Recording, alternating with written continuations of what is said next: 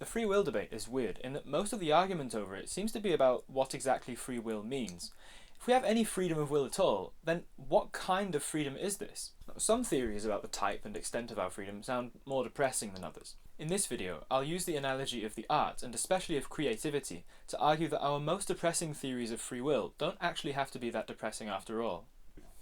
If you're like me, you'll at some point have been disturbed by the conclusion that if everything is either predetermined or random, which it does seem to be, then really not much room is left for free will.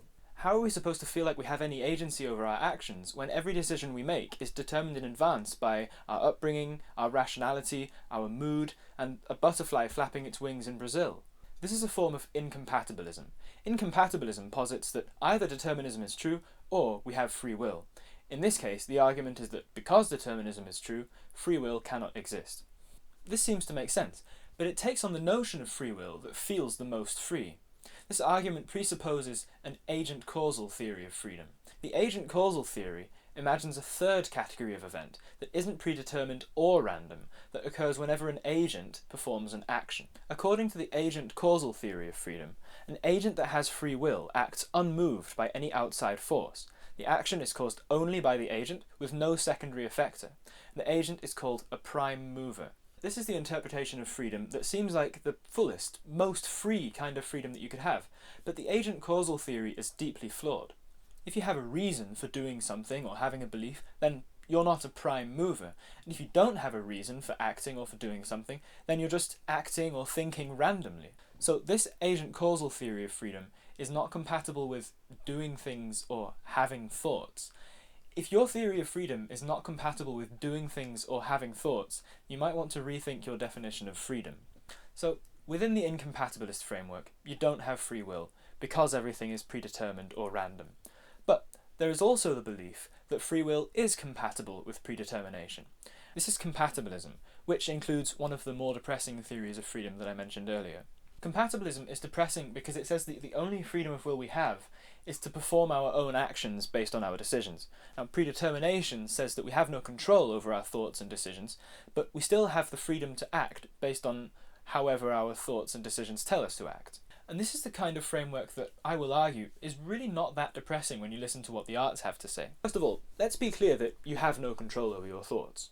You can, for example, affect your mood by going on a walk or remembering a particular memory.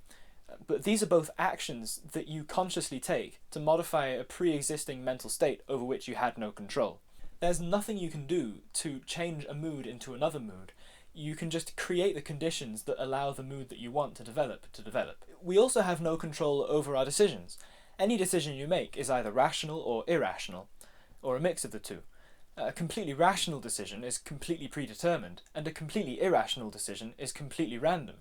Any mixture of the two means that your decision was partly predetermined and partly random, so you really still have no originative control over the outcome. But assuming no outside constraints, the actions that your thoughts and decisions tell you to take are taken freely. It's this freedom of action, based on your thoughts and decisions, that is what constitutes the free will of compatibilism. So the kind of free will that's left to us by compatibilism doesn't feel much better than having no free will at all, but this might not be so bad.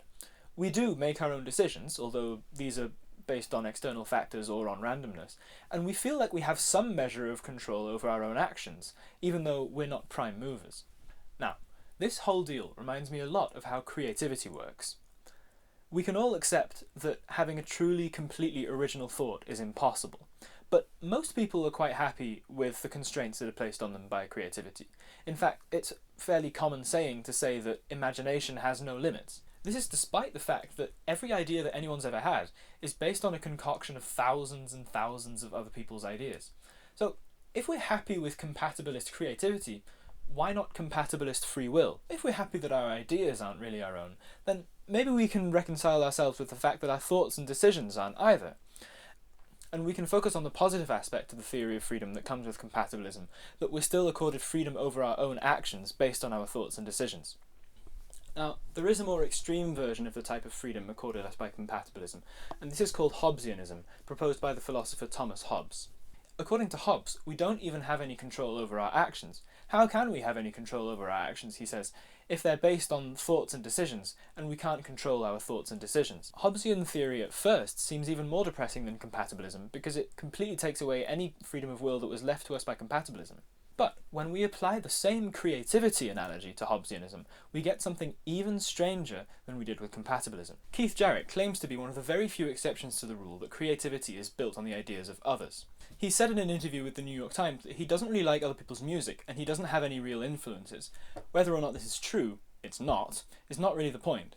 What's interesting about Keith Jarrett is that he's famous for his completely improvised solo piano concerts. He claims that he likes it best when he has no idea what he's about to play until his finger is already practically on the key. His decisions, if you can call them that, seem to manifest themselves as learned reflexes based on in-the-moment judgment and instinctual aesthetic preference. His decisions are also affected by the physical constraints of his hand size and the ergonomics of the piano, for example.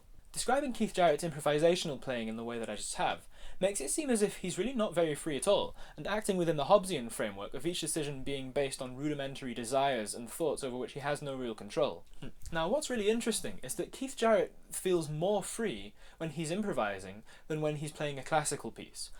We take it for granted that improvisation is more free than sitting down and playing a written piece. This is despite the fact that sitting down and playing a written piece fits in more with the freer compatibilist view, where you sit down and take an informed decision over which notes to play and how to play them. Every note you decide to play has the clear cause of having been written in the music, and yet you do have control over the action of sitting down and playing the piece. From a philosophical point of view, we might make the argument that Keith Jarrett is less in control when he's improvising than when he's not improvising, because when he's improvising, he's not able to consider and control his actions in the same way than he is by deciding to play a written piece.